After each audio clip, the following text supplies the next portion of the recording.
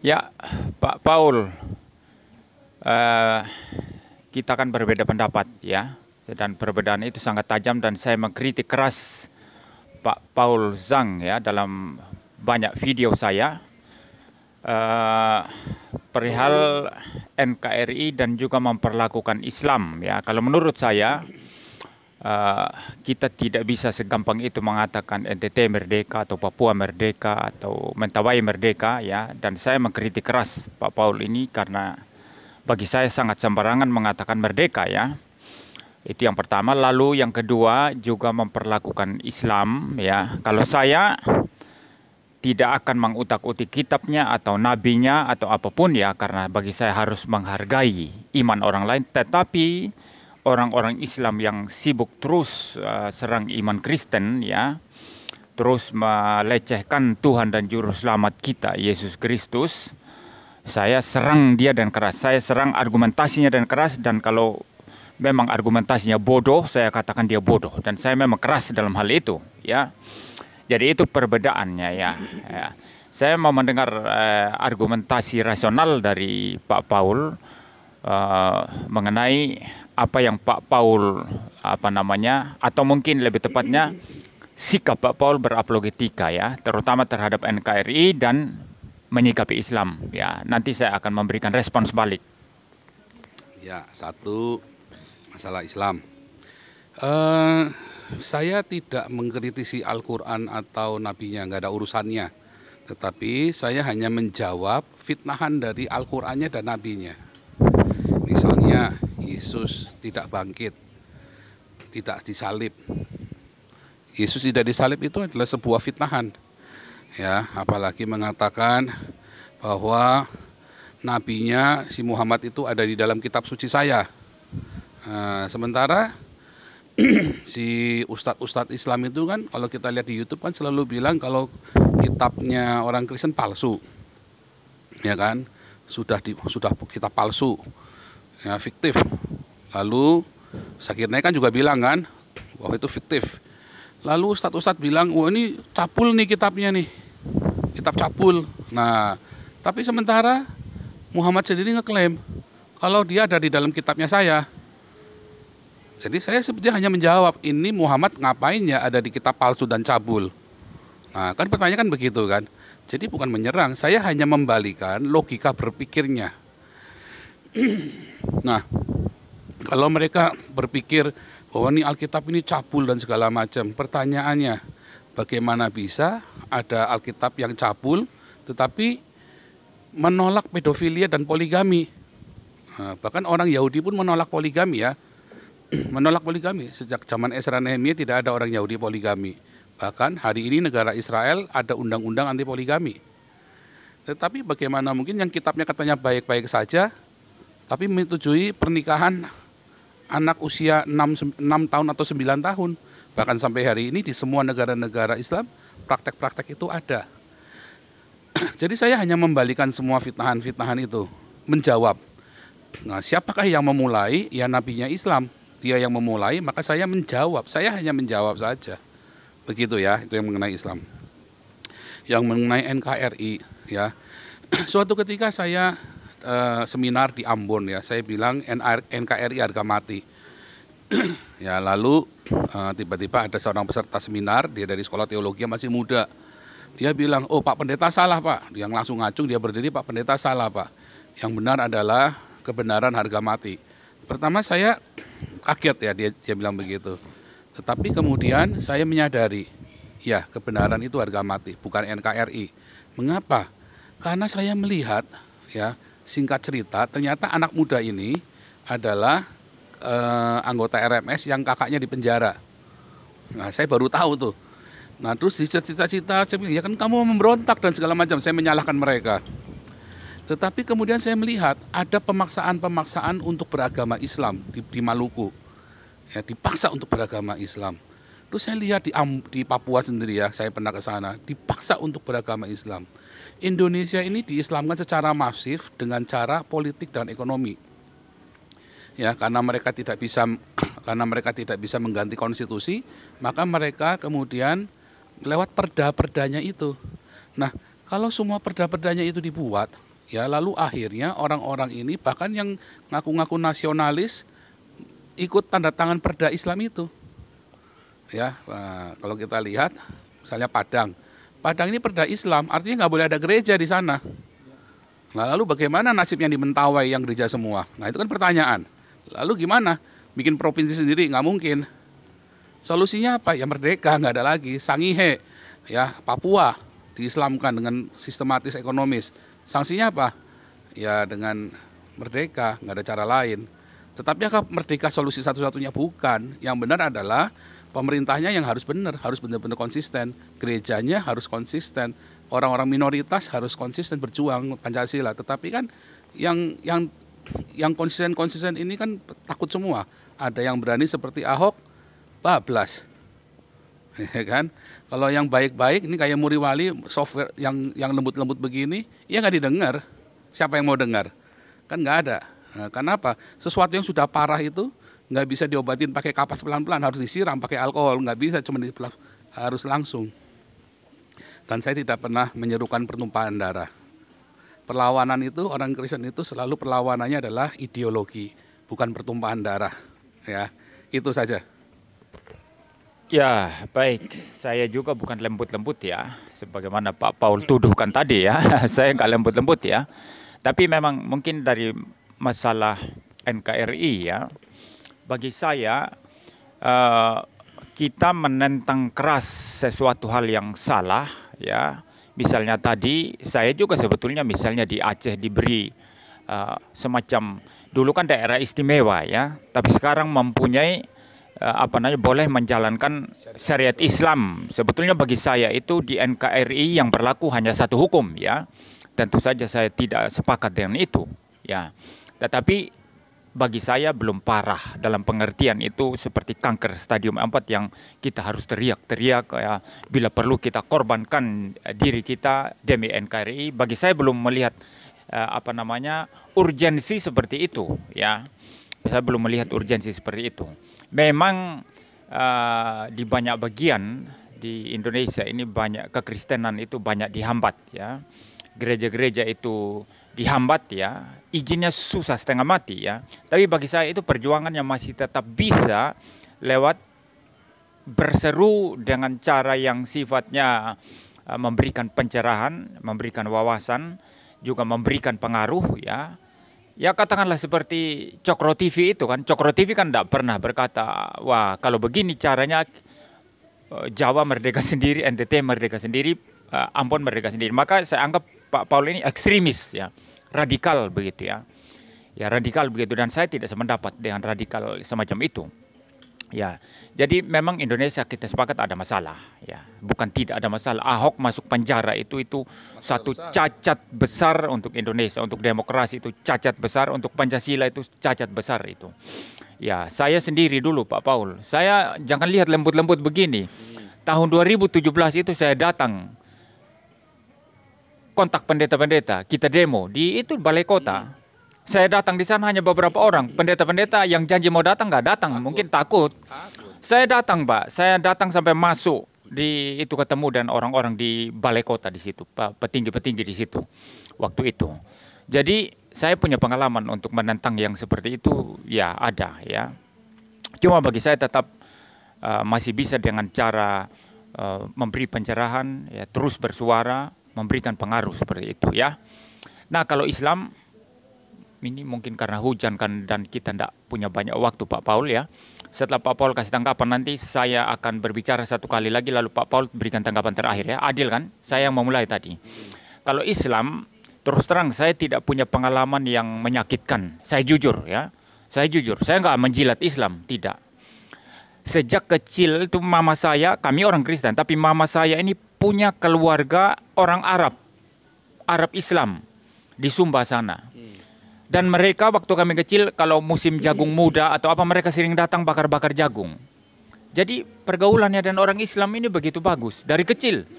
Nah kemudian saya datang ke Jawa, teman-teman saya orang Islam semua, saya bikin band orang Islam semua, tidak ada orang Kristen. Kalaupun ada Kristen hanya 1-2 orang gitu. Kumpulnya sama orang Islam, jadi saya rasanya tidak ada sakit hati atau pengalaman yang tidak baik dengan orang Islam. Jadi saya positif sekali ya melihat Islam di Jawa terutama, dan saya anggap mereka moderat. Nah, sekarang keluarga besar istri saya di Malang itu Islam itu. Kalau yang Kristen hanya sedikit ada. Saudaranya istri saya juga Pak D-nya itu Kristen, tapi papanya, mamanya dan sebagian besar saudara-saudaranya istri saya itu adalah Islam. Ya, tapi tidak ada perlakuan ini kalau saya menegakkan misalnya iman saya tidak mau ikut itu. Mereka tidak paksa. Saya juga tidak paksa mereka. Saya terus terang pernah memberitakan Injil kepada mertua saya, pernah ya, kepada juga saudara. Tapi kita tidak ada paksaan, ya, tidak ada paksaan begitu. Jadi mereka tidak paksa saya tidak paksa mereka. Jadi boleh dikatakan saya pengalaman dengan orang Islam yang tidak baik nggak ada. Kecuali debat dengan Suma, dengan Nandar, dengan yang lain-lain itu kan begitu ya, sering keras-kerasan begitu. Ya, itu pengalaman saya. Ya, mungkin Pak Paul mempunyai pengalaman yang berbeda dari saya, ya. Lalu kemudian bersikap terhadap Islam bagaimana. Cuman bagi saya gini Pak Paul, saya yakin sekali sebagian besar Indonesia ini dibentuk oleh Islam yang masih moderat, ya. Tapi mungkin ketika digerakkan oleh radikal-radikal, ya, mereka teriak-teriak begitu ya, mungkin ada yang sebagian dipanas-panasi lah, ini ikut-ikutan ya. Tapi sebetulnya pada dasarnya Islam di Indonesia ini bagi saya moderat, ya. Sehingga waktu kita keras itu, saya anggap Pak Paul ini mengeneralisasi, ya. Termasuk Pak Paul menyerang Menteri Agama pun saya betul-betul tidak sepakat itu. Ya, karena Menteri Agama ini dari NU, ya, dari kalangan yang moderat, ya, seperti itu. Nah, sehingga saya kalau bisa fokus kepada yang ini saja, yang memang keras. Itu Abdul Somad waktu kritik salib dulu saya tantang debat. Ya, tentu orang kayak gitu kan mana respons, ya, mana berani debat, ya. Itu siapa lagi itu? Waktu Habib Rizik dulu mau apa itu, saya sampai saya tulis di Facebook atau bagaimana dulu, ya. Ini kalau orang seperti Habib Rizik ini berkuasa di Indonesia, saya bilang saya berhenti jadi pendeta. Saya lebih baik terjun di politik, saya bilang gitu. Saya pernah bilang gitu. Ya, jadi saya bukan dalam pengertian cari muka terhadap Islam, ya. Dan orang Islam tahu, ya, kapan saya keras, kapan saya lembut dengan mereka. Tapi memang dari pengalaman saya, dari pengamatan saya banyak melihat Islam moderat yang baik itu banyak sekali di Indonesia. Terlalu banyak. Yang rusak-rusak palinglah 10% itu yang boleh kita sebut dengan istilah kadrun yang memang merusak, ya. Cuma karena mereka teriaknya lebih keras, sedangkan yang moderat ini boleh dibilang silent majority, ya. Ya, jarang berteriak kan. Yang berteriak itu mereka yang keras-keras ini, kadrun-kadrun ini, maka pengaruhnya memang sangat besar, ya. Ya, saya kira itu pendapat saya. Jadi tetap saja saya tidak sepakat, ya, dengan boleh saya bilang perjuangan Pak Paul ini seperti itu. Ya, silakan ditanggapi. Kalau mengenai Menteri Agama, ya, itu orang pencitraan, munafik si Gus Yakut itu, ya. Simple saja. HKBP Philadelphia. Prestasinya apa Gus Yakut? Itu sudah ada putusan loh. Legalitas dan konstitusional. Yang sudah ada putusan saja Gus Yakut nggak bisa apa-apa, nggak bisa berbuat apa-apa. Kan dia menterinya. Ya. Termasuk banyak gereja-gereja yang sudah legal ditutup. Sampai sekarang GKI Yasmin aja kan semua kecewa dengan keputusannya Bima Arya. Peranannya Gus Yakut di mana? Nggak ada. Ya. Lalu ini Menteri Agama kerjanya apa? Ya kan, gereja-gereja yang ditutup sampai hari ini nggak ada yang dibuka lagi. Mau bikin di Cilegon cuma retorika doang si Gus Yakut. Ya sampai sekarang juga sulit. Mau apa lagi? Jadi apa yang sudah dilakukan Gus Yakut buat orang Kristen dan orang-orang minoritas sampai hari ini pura di Bekasi masih aja nggak bisa dibangun. Nah, jadi apa? Prestasinya nggak ada. Artinya dia cuman stempel doang. Bahkan itu pondok pesantren yang di Jawa Timur yang sudah ditutup, dia bilang tutup. Lalu dia pura-pura umroh ke Mekah, lalu PLT-nya bikin surat keputusan dibuka lagi. Gus Yakut juga nggak bisa apa-apa. Artinya Gus Yakut ini cuman si gendut yang tambun dan impoten. Itu buat saya, ya. Itu sudah hasilnya kelihatan, nggak ada kerjanya Gus Yakut. Tanya apa deh, nggak ada prestasinya, nggak ada pokoknya.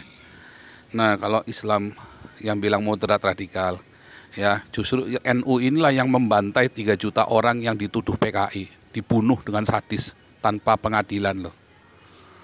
Ya, apakah orang-orang ini yang dituduh PKI ini benar PKI? Bukan. Asal mereka sebut kafir, bunuh langsung. Ansor ini kan di bawah NU kan. Itu ada yang dengan bangganya simat kampak itu sambil teriak-teriak Allahu Akbar. Ya kan? Berapa banyak kiai NU yang dibunuh oleh PKI? Nggak nyampe 100. Berapa banyak yang dibunuh oleh NU? Orang yang dianggap PKI 3 juta. Moderatnya di mana?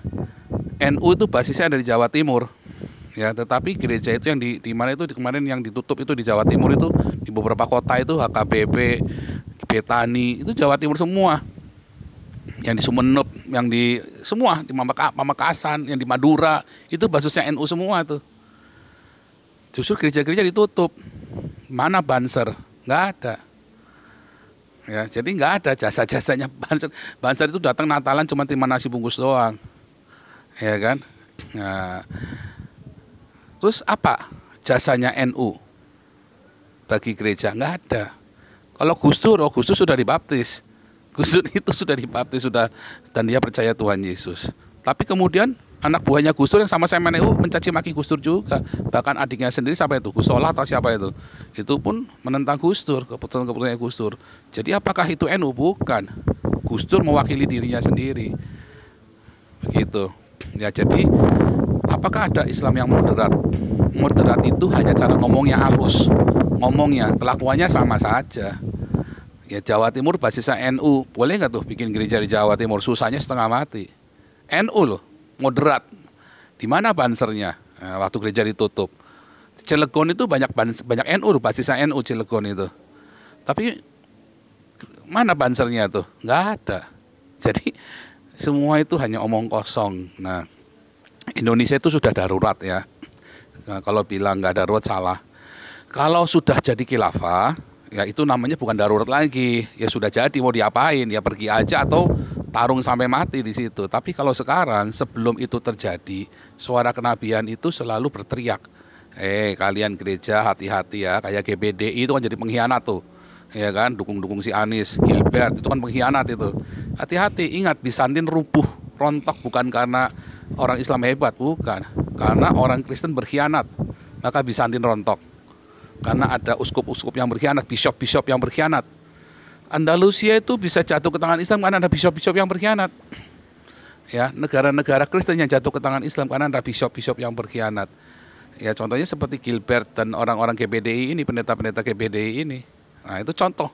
Dan saya berteriak sekarang ini, hati-hati, hati-hati, hati-hati.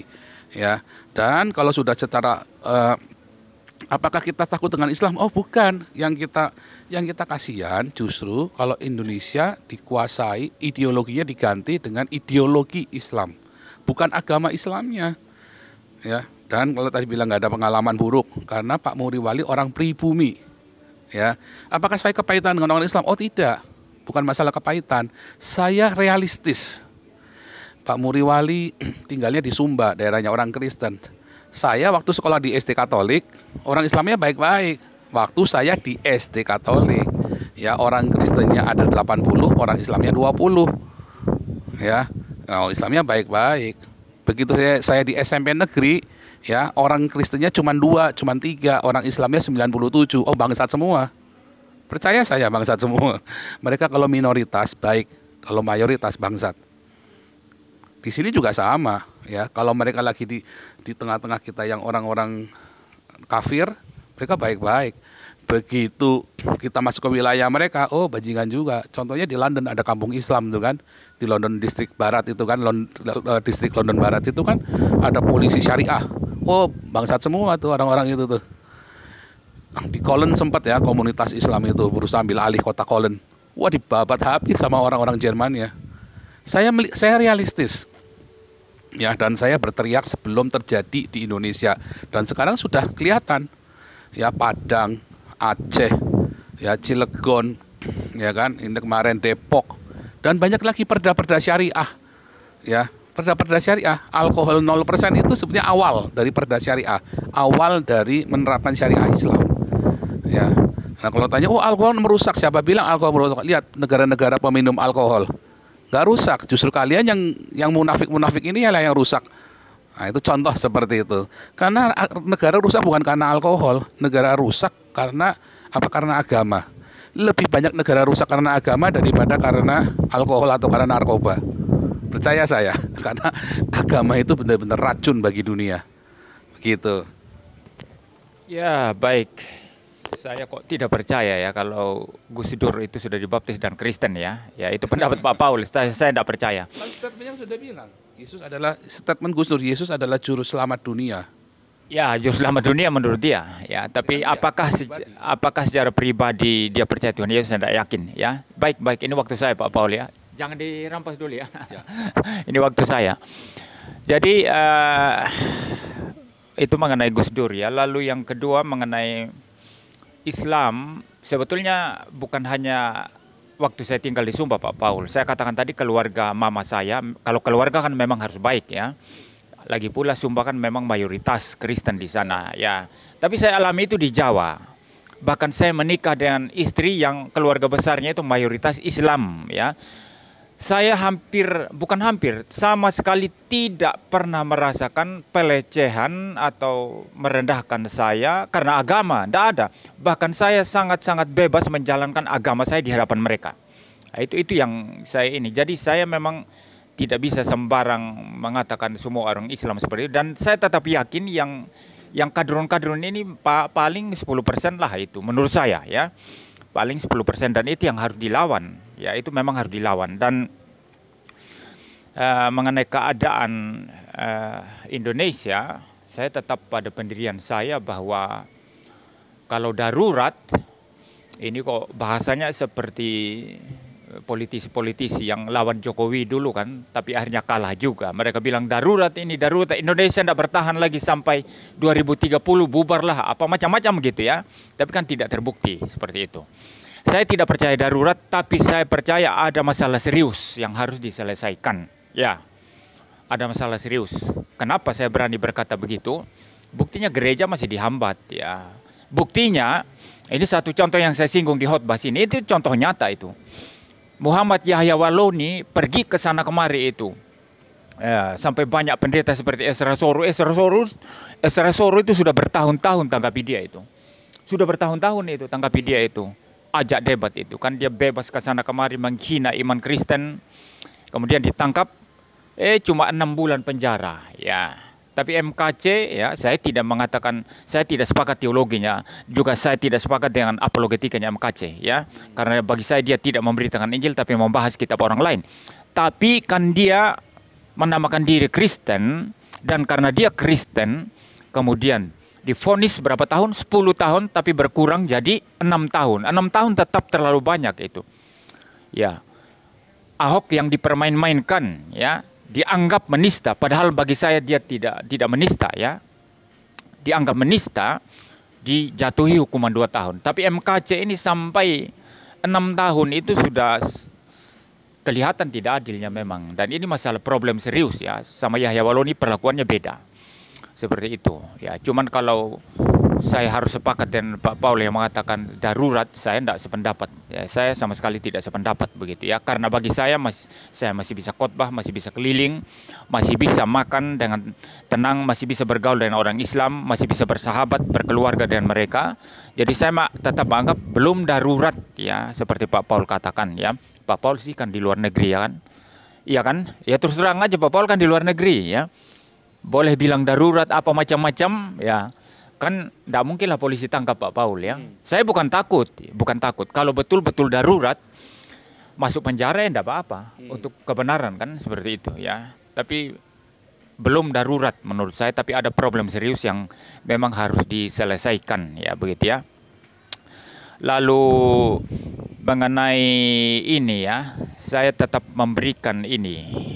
Saya bukan orang pesimis. Ini terakhir saya kasih Pak Paul nanti ya untuk tanggapan terakhir. Saya sih bukan orang pesimis ya. Saya dalam segala hal selalu optimis ya. Sebetulnya kesulitan orang Kristen di Indonesia ini itu kan yang berada di tempat mayoritas. Tapi jangan lupa kita di Indonesia ini yang begitu luas ya, begitu banyak pulaunya, itu ada kantong-kantong Kristen ya. di mana orang Kristen bebas di sana untuk menjalankan kehidupan berbangsa dan bernegara tanpa mengalami penghambaan. Baik, saudara, kita lanjutkan diskusi atau debat yang kemarin dengan Pak Paul Zhang. Kemarin pas video yang kemarin direkam itu ada teman yang menelpon sehingga pembicaraan terputus. Nah, saya sedikit menyambung pembicaraan saya kemarin yang berbicara tentang saya optimis ya. Saya bukan orang pesimis ya terhadap Indonesia, terhadap pelayanan Kristen ya. Dan tentu ada alasan rasional kenapa saya optimis ya. Ya, tentu saja karena Tuhan Yesus Kristus adalah Tuhan yang berkuasa atas alam semesta dan segala sesuatu berada di bawah kendali dan kontrol Dia. Tetapi ada juga yang hal lain yang menjadi alasan rasional kenapa saya optimis itu adalah bahwa di Indonesia itu tidak setiap tempat itu Kristen minoritas. Ada kantong-kantong Kristen ya, seperti di Sumatera Utara ada Nias, ada Batak, kemudian turun ke selatan sedikit ada Mentawai, lalu kemudian ada di Kalimantan saja ada Pontianak, itu ada kantong-kantong Kristen di sana, lalu di Sulawesi Utara, lalu di Nusa Tenggara Timur, kemudian Ambon, Papua. Jadi saya sendiri optimis ya kalau orang Kristen berjuang sebaik mungkin dan mereka menjadi orang Kristen yang sungguh-sungguh meneladani Kristus ya dengan doktrin yang benar, lalu memberitakan Injil dengan cara yang benar, akan memberikan kontribusi yang baik, pengaruh yang baik kepada seluruh Indonesia. Nah, itu satu pengharapan. Jadi saya bukan optimisme kosong, tetapi ada alasan rasional mengapa saya optimis, begitu ya. Jadi saya tetap di sini berbeda pendapat dengan Pak Paul ya. Tapi Pak Paul mungkin mempunyai pemikiran sendiri yang tentu saja saya tidak setuju, sangat-sangat tidak setuju dan tidak sepakat dengan beliau ya. Lalu mungkin yang terakhir sekali mengenai politik ya di Indonesia, saya kira Pak Ahok misalnya kan sudah membuka jalan ya, walaupun kemudian ditentang keras oleh para kadrun ya, itu radikal-radikal yang tidak menginginkan orang Kristen itu menjadi pemimpin atau pemerintah. Ya, tetapi paling tidak sudah menunjukkan satu jalan yang sangat-sangat baik ya, sehingga kalau ada lagi orang Kristen ya yang mempunyai visi yang sama ya, semangat yang sama untuk kemudian seperti Pak Ahok, ini saya kira adalah merupakan satu pengharapan juga bagi Indonesia ya, untuk Indonesia yang lebih baik. Dan tentu saja karena saya orang reform ya, kalau ada orang Kristen yang terjun di politik, itu tidak boleh politik identitas ya, hanya perjuangan Kristen saja tidak, tapi untuk kemajuan seluruh Indonesia, seluruh NKRI. Dan Pak Ahok sudah buka jalan, siapa tahu nanti ya ada Ahok-Ahok yang lain. Nah, ini memberikan optimisme ya Pak Paul ya. Ya mungkin Pak Paul bisa mengingat kembali pembicaraan kita kemarin dan bisa memberikan tanggapan termasuk yang ini. Ya, jadi ada 3 tadi ya, masalah Indonesia darurat, kedua masalah optimisme, dan ketiga masih ada peluang untuk membangkitkan Ahok-Ahok yang lain ya. Nah, satu, masalah Indonesia keadaan darurat itu memang darurat ya. Darurat itu kalau belum terjadi, kalau sudah terjadi namanya terlanjur basah ya. Kalau darurat itu artinya justru masih kita bisa perbaiki, tapi darurat. Nah, kalau nggak darurat, maka kita hanya perlu membuat selentingan-selentingan, kritikan-kritikan, sindiran-sindiran. Tetapi kalau sudah darurat, artinya sudah ada tindakan-tindakan represif dan masif. Kenyataannya di Indonesia sudah ada tindakan represif dan masif. Ya, bagaimana seorang Ahok disingkirkan dengan paksa, dengan biadab sekali caranya, ya, dan bagaimana orang-orang yang beribadah ya, seperti di Cilegon contohnya ya, dan di banyak sekali wilayah sudah bahkan dilakukan pelarangan pelarangan. Mau di rumah pun nggak boleh. Ya, kalau darurat itu artinya masih ada konflik-konflik ringan. Kalau belum darurat, tapi ini sudah darurat, sudah ada tindakan nyata-nyata. Ya, dan sudah ada perda-perda syariah bertebaran di seluruh ya 50% wilayah Indonesia. Jadi ini sudah darurat. Dan nggak bisa dilawan hanya dengan sindiran-sindiran, nggak bisa dilawan hanya dengan kritikan-kritikan. Balik lagi, Yahya Waloni itu bisa dipenjara setelah saya teriak dengan keras sekali. Maka pemerintah baru mempertimbangkan memenjarakan Ustadz Abdul Somad atau Yahya Waloni. Kemudian Abdul Somad bilang bahwa Yahya Waloni akan masuk surga dulu. Dan akhirnya si Yahya Waloni yang masuk penjara duluan. Walaupun cuma 5 bulan, tetapi setelah ada seruan dari saya, sebelumnya nggak bisa.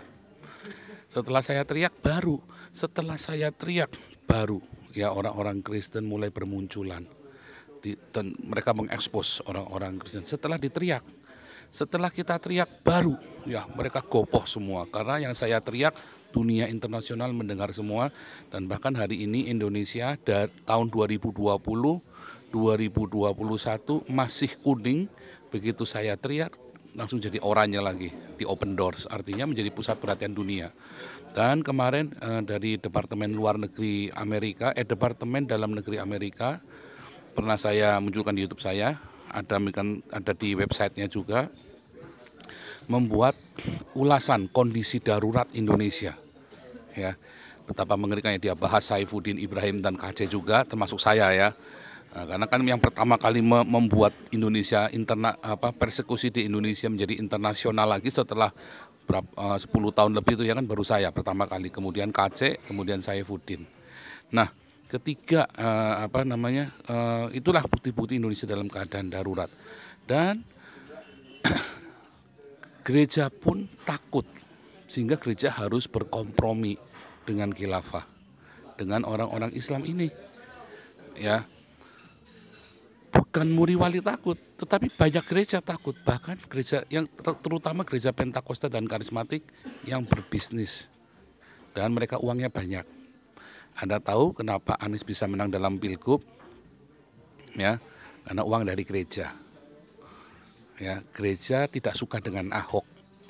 Karena Ahok tidak mau menuruti keinginan dari gereja yang curang. Gereja-gereja bisnis ini. Ya. Kalau Ahok dulu mau mengikuti hawa nafsunya gereja, ya, maka gereja pasti mendukung Ahok. Tapi Ahok orang yang sangat jujur, dia nggak mau dimanipulasi oleh gereja-gereja biadab ini yang berbisnis ya, maksudnya ya. Nah, kita sih terang-terangan aja, Yosua TU pun diomelin ya sama Ahok kan, waktu bilang minta gereja ini, minta bikin gereja itu. Ahok sangat tahu persis. Kemudian gereja-gereja menggunakan isu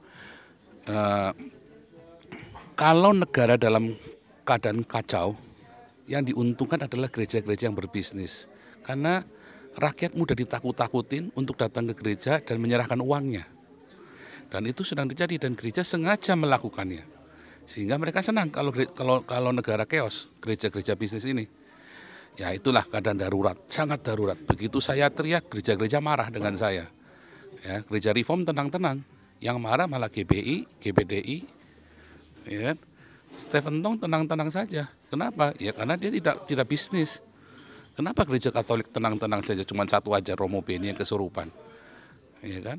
Nah, kemudian masalah optimisme. Oh ya, saya optimis. Itulah sebabnya kami menggagas Yayasan Damaris. Bukan cuma saya sendiri ya, rame-rame. Kita menggagas Damaris, kita kumpulkan 7 miliar, saudara, untuk kita kembalikan ke rakyat Indonesia. Tidak ada 1 rupiah pun masuk ke rekening saya, karena saya masih optimis Indonesia bisa diperbaiki. Tetapi di dalam optimisme itu, kita selalu berharap yang terbaik, tetapi kita selalu siap-siap untuk hal yang paling buruk. Itu namanya bijaksana. Ya, artinya di samping kita teriak-teriak seperti saya ini, saya juga membangun, saya juga memberikan kontribusi. Kita minta tolong, waktu itu Pak Jenderal Tobing masuk ya secara tidak kebetulan Dan kami meminta dengan sangat dalam segala macam keterbatasannya. Waktu itu istri beliau sakit keras ya. Beliau bilang sebetulnya saya udah nggak ada waktu. Terus kita mendesak Pak Toping untuk bikin buku Pancasila karena beliau dulu adalah pengajar Pancasila, pengajar kenegarawan di Seskoat dan di dalam ini ya, di dalam kesatuannya beliau. Dan akhirnya jadilah buku Pancasila seri 1 dan kita sedang bikin seri 2 dan kita terus gerilya, kita bikin seminar-seminar. Sementara BPIP nggak ada hasilnya.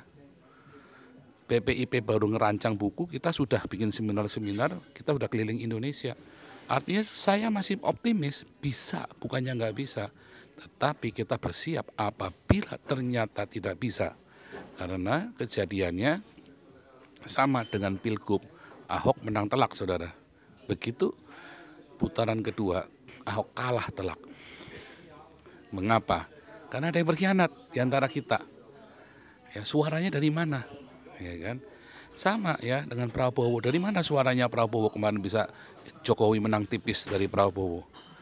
Ya. Padahal mereka menggunakan isu-isu identitas. Ya, makanya waktu zamannya Jokowi Prabowo saya selalu mengingatkan hati-hati, inilah perang antara Pancasila dengan khilafah. Jokowi di pihak Pancasila, Prabowo di khilafah. Itu yang selalu saya ingatkan ya. Dan menang tipis Jokowi. Ngeri ya. Nah, mengerikan sekali saudara. Nah, jadi bukannya kita nggak optimis saudara. Kita lakukan yang bisa kita lakukan, tetapi saya mengingatkan Anda untuk bersiap dan untuk selalu standby apapun yang harus terjadi. Jangan cengeng, hadapi, tetapi kita antisipasi. Kalau Tuhan berkenan, biarlah jangan terjadi Indonesia bubar. Tetapi kalau sampai itu kehendak Tuhan, Anda harus bersiap.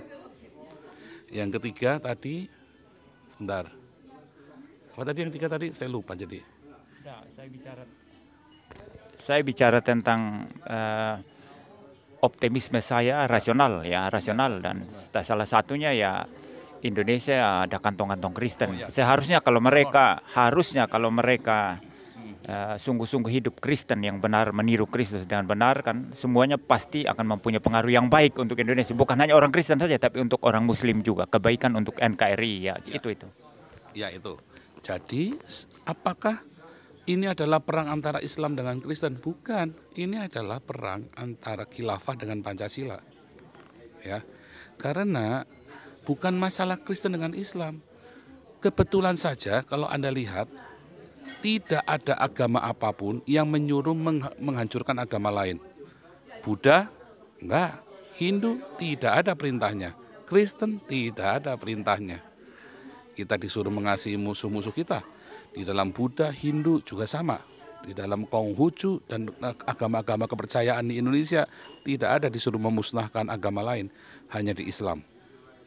Dan orang-orang yang Islam yang moderat, dia akan menutupi ayat itu dan mereka tidak mau orang-orang Islam yang Pancasila, maksud saya ya, bukan yang moderat tapi yang Pancasila. Nggak ada Islam moderat radikal itu, nggak ada, adanya yang Pancasila atau yang khilafah.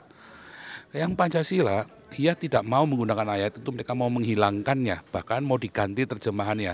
Di Arab Saudi sudah diganti, di Cina sudah diganti terjemahannya. Indonesia sedang diupayakan diganti terjemahan radikal itu.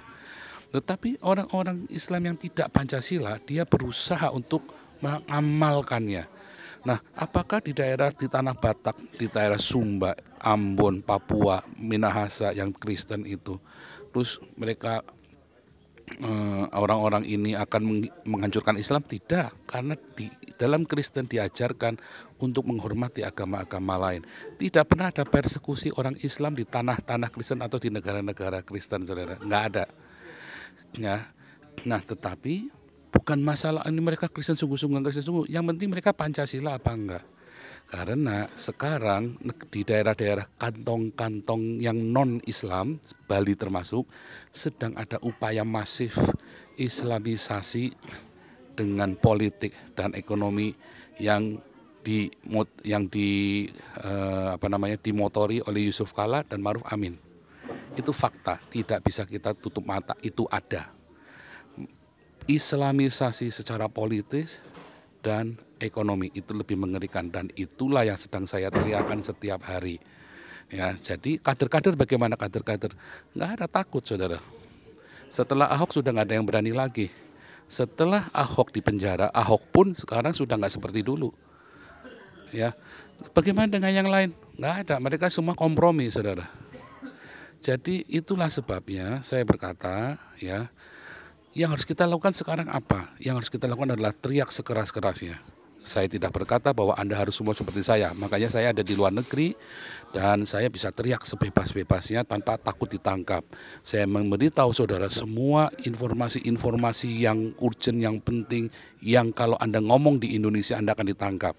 Tetapi kita perlu orang-orang seperti Muri Wali yang soft, ya, yang bisa merangkul. Tetapi kita sekali lagi, kita bukan anti-Islam. Kita anti khilafah dan kita mau tegakkan Pancasila karena Pancasila itu sudah sesuai dengan Alkitab Kristen. Itu jawabannya, Pak. Ya, baik ya, ini mungkin saya memberikan kesimpulan terakhir dan setelah itu saya serahkan Pak Paul untuk kesimpulan terakhir ya. Ya, baik, kita mendefinisikan istilah darurat dan tidak darurat itu memang beda ya. Ya, Pak Paul mendefinisikan itu darurat seperti apa. Saya kok memaknainya darurat Pak Paul ini sepertinya sudah Indonesia akan hancur begitu ya. Sedangkan saya tidak melihat darurat seperti itu. Ya, saya melihat problem serius yang masih bisa diselesaikan ya. Seumpama saja Jokowi masih memerintah 10 tahun lagi, mungkin ada banyak problem yang bisa diselesaikan. Hanya di zaman Jokowi ini orang radikal pemimpinnya bisa ditangkap masuk penjara ya. Mereka bisa ditutup begitu ya. Presiden-presiden sebelumnya itu ya, terutama yang sebelum Jokowi itu merajalela kan, mereka itu demo sana sini, tutup sana sini kan. Jadi saya tetap optimis ya, yaitu perbedaan dalam melihat istilah darurat atau apa namanya tidak darurat ya. Lalu Pak Paul juga tadi menyebut banyak nama. Ya, itu menurut pengamatan Pak Paul dan saya tidak tahu Pak Paul ini mendengar dari mana-mana ya. Tapi menurut saya ya, sekali lagi yang pertama dan paling penting menurut saya, kalau Indonesia itu berdiri karena kehendak Tuhan, itu tidak akan bisa dibubarkan oleh siapapun kecuali Tuhan sendiri yang membubarkan. Ya, saya percaya sekali kedaulatan Tuhan bukan sembarang Tuhan. Tuhan Yesus Kristus, Sang Juru Selamat itu. Ya, itu keyakinan saya. Nah, inilah yang melandasi kenapa Pak Paul bilang tadi saya soft. Memang kita berbeda. Saya anggap Pak Paul ini ekstrim, ya, ekstremis, ya, ekstremis. Makanya lari ke luar negeri. Kalau orang seperti saya tidak mau lari, ya. Kenapa tidak mau lari? Karena saya mau soft. Dan betul kata Pak Paul tadi, merangkul, ya. Saya orang Islam, saya rangkul loh. Ya, Pak Paul lihat di video-video saya dulu si Julius munafik itu, ya, saya kira dia betul-betul NKRI kan. Dia WA saya itu. Dia WA saya begini katanya. Oh, bagus kalau NKRI saya mau. Saya tidak setuju dengan orang Kristen yang hanya memaki-maki Islam atau sebaliknya orang Islam yang hanya memaki-maki Kristen, ya. Bagi saya itu khusus untuk orang Kristen, bukan cara Kristen, ya. Wah, lalu siaran bersama, ya, live bersama kalau tidak salah waktu itu. Tapi kemudian saya lihat ternyata dia kadrun busuk luar, ya, ketipu. Tapi kemudian kan saya bilang dia busuk munafik kan begitu ya. Jadi gini, saya memang merangkul ya, merangkul dan saya maunya semua baik-baik kan gini, negara Indonesia ini kan harus bisa dihuni dengan nyaman oleh semua agama.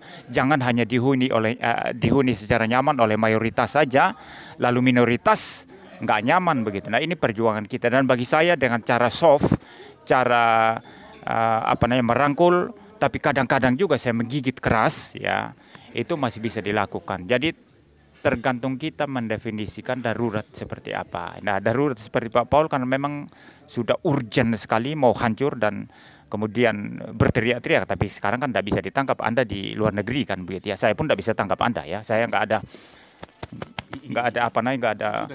ada pangkatnya. Ya, saya tangkap sebagai orang Kristen ya. Tapi kan saya tidak punya otoritas untuk memasukkan Anda ke penjara. Kalau saya ini jenderal polisi, sudah saya ikat tangannya, saya bawa pulang ke Indonesia. Oh, sudah warga Belanda ya. sudah warga Belanda ya.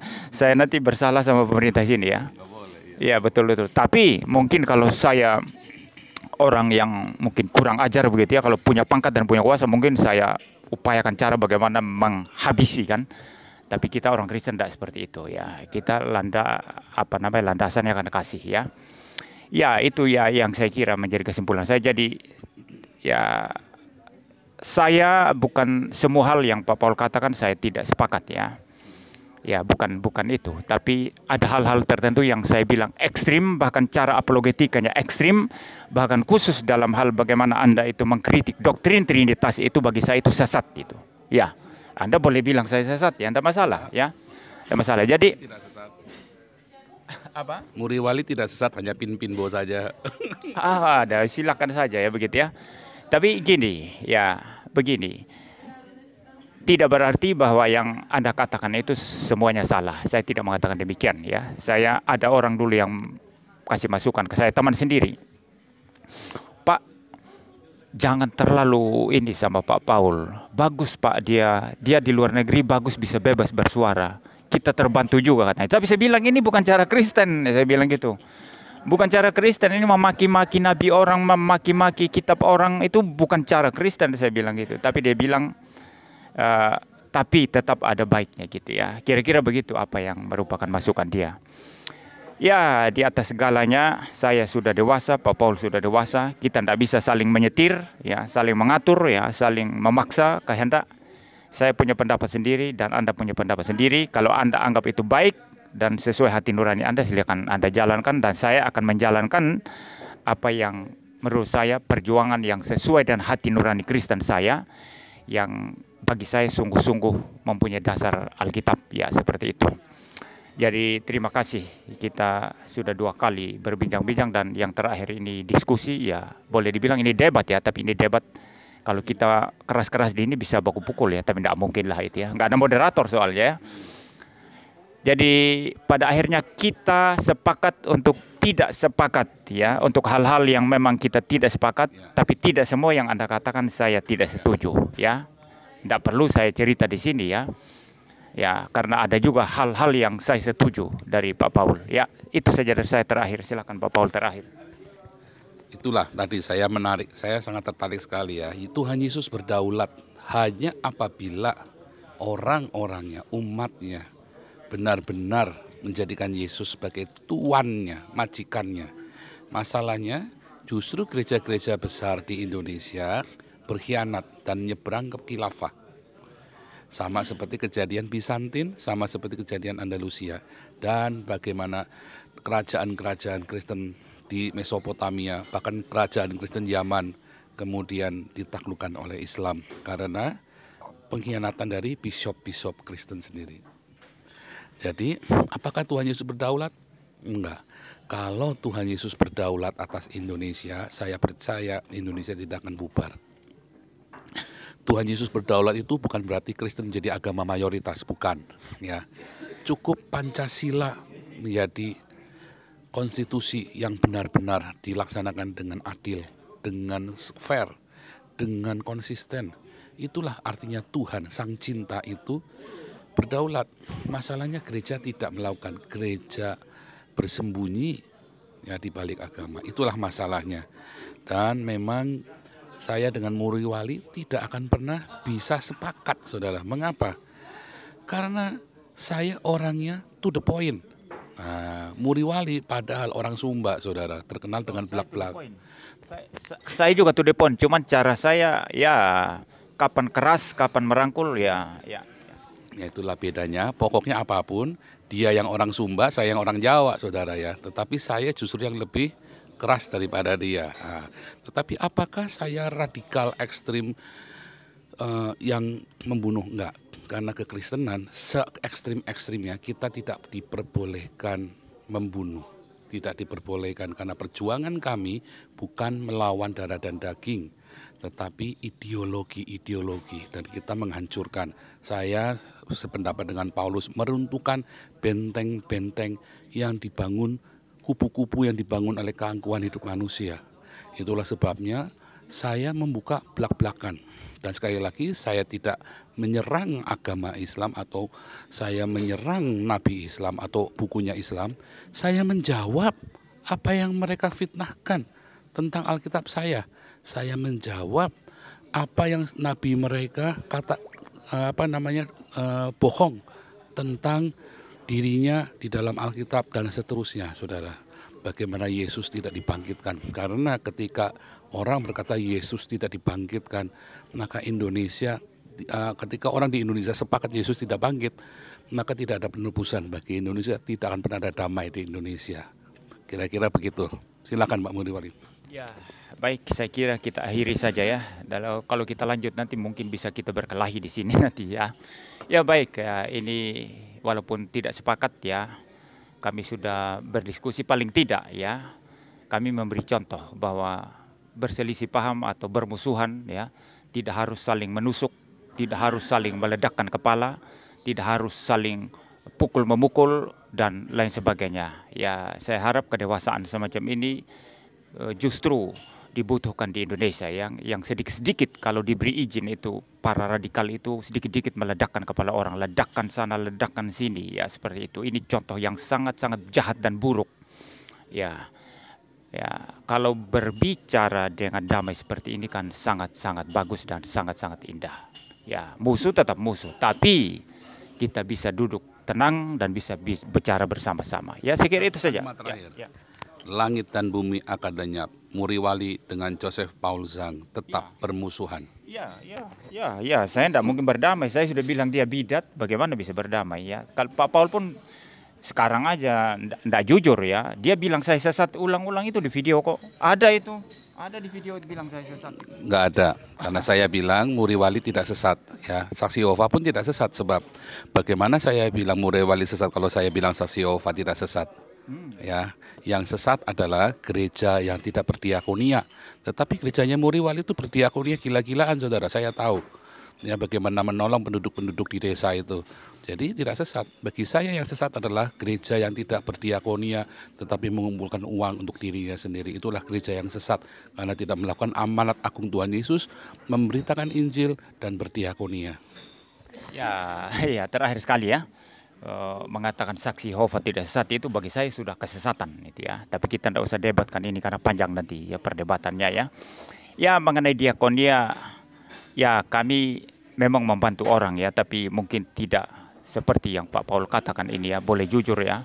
Karena itu membantu orang itu berkeliling menolong orang miskin kan satu proyek besar ya, sehingga perlu diurus tersendiri dan kami tidak mengurus seperti itu.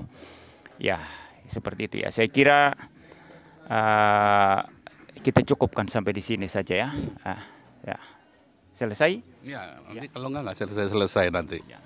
Baik. Kita tutup videonya.